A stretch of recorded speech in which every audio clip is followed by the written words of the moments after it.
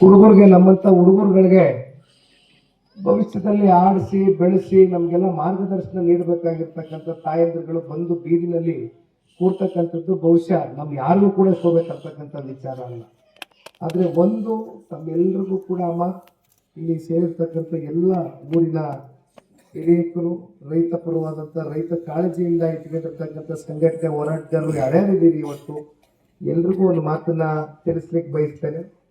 ಸನ್ಮಾನ್ಯ ಕುಮಾರಣ್ಣ ಅವ್ರ ಜೊತೆ ನಾನು ಮಾತನಾಡಿದ್ದೇನೆ, ಚರ್ಚೆ ಮಾಡಿದ್ದೇನೆ. ಜೊತೆಯಲ್ಲಿ ಇನ್ನೊಂದು ವಿಚಾರ, ಸದನದ ಒಳಗಡೆ ವಿಧಾನ ಮಂಡಲದ ಕಲಾಪದಲ್ಲಿ ನಮ್ಮ ವಿರೋಧ ಪಕ್ಷದ ನಾಯಕರು ಅಶೋಕ್ ಅವ್ರ ಜೊತೆ ಮಾತನಾಡಿದ್ದೇನೆ. ಅಶ್ವಥ್ ಹೌದು ನನ್ನ ಮಾತಾಡಿದ್ರು, ಬರೋದಿನ ನನಗೆ ಹೇಳಿದ್ರು ಬರ್ತಾ ಇದ್ದೀನಿ.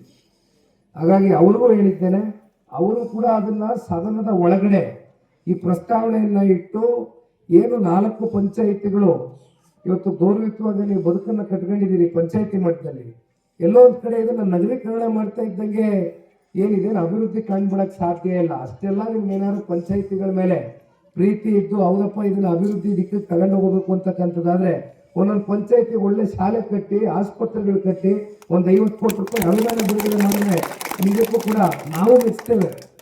ಅದ್ರಲ್ಲಿ ನಾವು ರಾಜಕಾರಣ ಮಾಡೋದಿಲ್ಲ. ಆದರೆ ಅದನ್ನು ಬಿಟ್ಟು ಈ ರೀತಿ ನಾವು ಏನು ಮಾಡಿದ್ರು ಕೂಡ ಯಾರು ನಮಗೆ ಪ್ರಶ್ನೆ ಮಾಡ್ತಿದ್ರೆ ಖಂಡಿತವಾಗ್ಲೂ ನಾವೆಲ್ಲ ನಿಮ್ಮ ಜೊತೆನಲ್ಲಿದ್ದೇವೆ. ವಿಶೇಷವಾಗಿ ಸನ್ಮಾನ್ಯ ಕುಮಾರಣ್ಣ ಅವ್ರನ್ನ ನಿಮ್ಮೆಲ್ಲರ ಸಹಕಾರದಿಂದ, ಯಾಕೆಂದ್ರೆ ಇವತ್ತು ಆ ಸಚಿವ ಸ್ಥಾನದಲ್ಲಿ ಕೂತವರೇ ಅಂದ್ರೆ ಅದಕ್ಕೆ ಪುಣ್ಯಾತ್ಮ ತಂದೆ ತಾಯಿದ್ರು ನೀವು ಕಾರಣ. ಅದನ್ನು ನಮ್ಮ ತಂದೆಯವರಾಗ್ಲಿ ನಾನಾಗ್ಲಿ ಮರಿಲಿಕ್ಕೆ ಸಾಧ್ಯ ಇಲ್ಲ.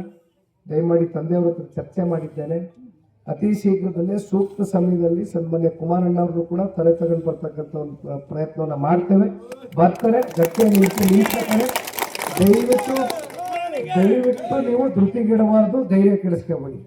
ನಾವೆಲ್ಲ ನಿಮ್ಮ ಜೊತೆಲಿದ್ದೀವಿ. ಬಂದು ಸುಮ್ಮನೆ ಏನೋ ಒಂದಿನ ಒಂದು 10 ನಿಮಿಷವೋ ಒಂದು ಅರ್ಧ ಗಂಟೆನೋ 1 ಗಂಟೆನೋ ಮೈಕ್ ಎತ್ಕೊಂಡು ಮಾತಾಡಿ ಹೋಗೋದ್ರಿಂದ ಸಮಸ್ಯೆ ಬಗೆಹರಿಸಕ್ಕಾಗೋದಿಲ್ಲ. ಇದು ಪ್ರತಿನಿತ್ಯ. ಯಾಕೆಂದ್ರೆ ಮಂಡ್ಯ ಜಿಲ್ಲೆ ಅಂದ್ರೇನೆ ಒಂದು ರೀತಿ ವಿಶೇಷತೆ. ಚಳುವಳಿ ಅಂತಕ್ಕಂಥದ್ದು ಏನಾದ್ರು ಈ ರಾಜ್ಯದಲ್ಲಿ ಪ್ರಾರಂಭ ಆಗಿದ್ರೆ ಮಂಡ್ಯ ಜಿಲ್ಲೆ ಮಣ್ಣಿಂದಲೇ ಪ್ರಾರಂಭ ಆಗಿರ್ತಕ್ಕಂಥದ್ದು. ಹೋರಾಟ ಅಂತಕ್ಕಂಥದ್ದು ನಮಗೇನು ಜಿಲ್ಲೆ ಜನಕ್ಕೆ ಹೊಸದೇನಲ್ಲ. ಇವತ್ತು ನಮ್ಮತನವನ್ನು ಉಳಿಸ್ಕೋಬೇಕು, ನಮ್ಮ ಗ್ರಾಮವನ್ನು ರಕ್ಷಣೆ ಮಾಡ್ಕೊಳ್ಬೇಕು, ಭವಿಷ್ಯದ ನಮ್ಮ ಮಕ್ಕಳ ಪೀಳಿಗೆಗೆ ಸುರಂದಮ್ಮನವರು ಒಂದು ಬಹಳ ಗಂಭೀರವಾದಂಥ ವಿಚಾರ ಮಾತಾಡಿದ್ರು. ಈಗ ಸ್ಥಳೀಯ ಚುನಾವಣೆಗಳಲ್ಲಿ ಜಿಲ್ಲಾ ಪಂಚಾಯತಿನೋ ತಾಲೂಕ್ ಪಂಚಾಯತಿನೋ ಎಲ್ಲ ಚುನಾವಣೆಗಳಲ್ಲಿ ನಿಲ್ತಕ್ಕಂಥದ್ದಕ್ಕೆ ಗ್ರಾಮ ಪಂಚಾಯತಿ ಮಟ್ಟದಲ್ಲಿ ಇರ್ತಕ್ಕಂಥ ಅವಕಾಶಗಳನ್ನ ಕಿತ್ಕೊಳ್ತಕ್ಕಂಥ ಪ್ರಯತ್ನವೂ ಕೂಡ ಆಗಬಾರ್ದು. ಈ ರೀತಿ ಅನೇಕ ವಿಚಾರಗಳಿದೆ. ಹಾಗಾಗಿ ನಾನು ಮಾತನ್ನ ಕೊಡ್ತೇನೆ.